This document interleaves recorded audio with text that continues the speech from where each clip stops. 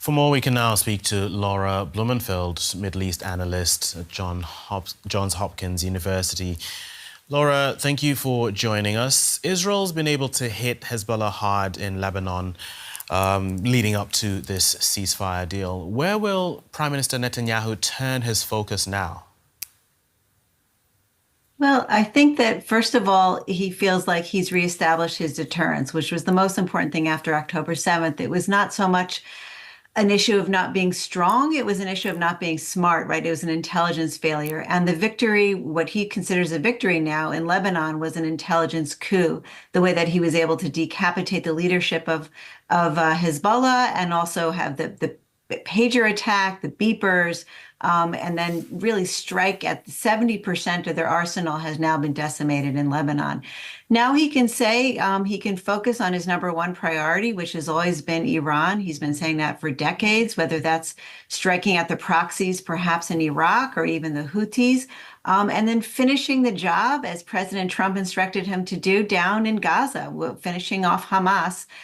He's got a January 20th deadline by the incoming U.S. president who doesn't want to see wars on his watch. President Trump has talked about being the president of peace.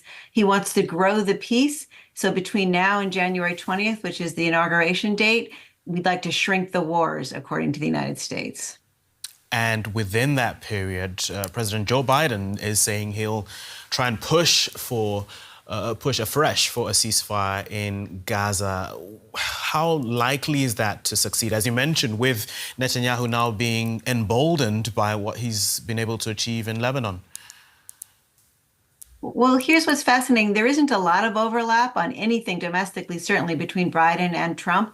And also on the foreign stage, we see how they differ on Ukraine. But they do agree on the Middle East, which is to wind down the wars and to move toward our original goals, which was for regional integration and prosperity. So yes, President Biden was on the phone with Prime Minister Netanyahu telling him to seize the opportunity now that Hamas stands alone. They no longer have the sort of ring of fire that was backing them up, and to reach a ceasefire deal, even if it's just a partial deal, to release some of those hostages, to bring them home. After all, that is goal number one, to bring the Israeli citizens who've been displaced from their communities and in the north back to their houses, and to bring the hostages who were torn from their beds over a year ago back to their homes.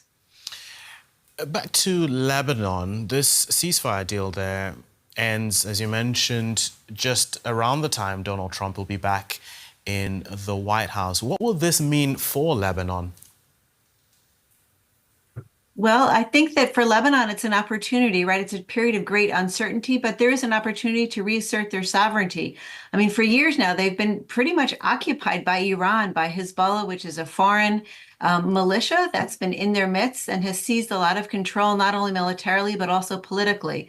So the big question here, and this is something that President Biden is also pushing, is to let Lebanon be Lebanon once again. Can that happen? It's not clear yet, but the United States, the difference between today and 2006, the last time there was a ceasefire brokered between Israel and the Lebanese, the United States is sticking around. They won't have boots on the ground, but they will have military officials working out of the U.S. Embassy in Beirut to try to make sure that there's a mechanism to enforce the agreement. Look, no agreement is good unless it's implemented, and that's the heart of the issue, according to U.S. officials. That's different today. One of those hard lessons learned from 2006. Another difference with 2006 is the capabilities of Hezbollah. What do you see in terms of what Iran could do? Possibly trying to re-strengthen Hezbollah? Is there a likelihood of that? Absolutely. And that's one of the big question marks and frankly concerns, that Iran is going to try to, send that weapons across Syria. It's kind of a weapons highway right down into Lebanon. Israel would like to reserve the right to sort of bomb and take immediate action rather than allowing it to build up to another big war, but to have these kind of strikes as they come along to enforce, to keep them from rearming. That is one of the big concerns that isn't really worked out. And the devil is in those details to see how it works. It's all about the monitoring. It's all about the mechanism and enforcement. Laura Blumenfeld from Johns Hopkins University. Many thanks for speaking to us. Thank you.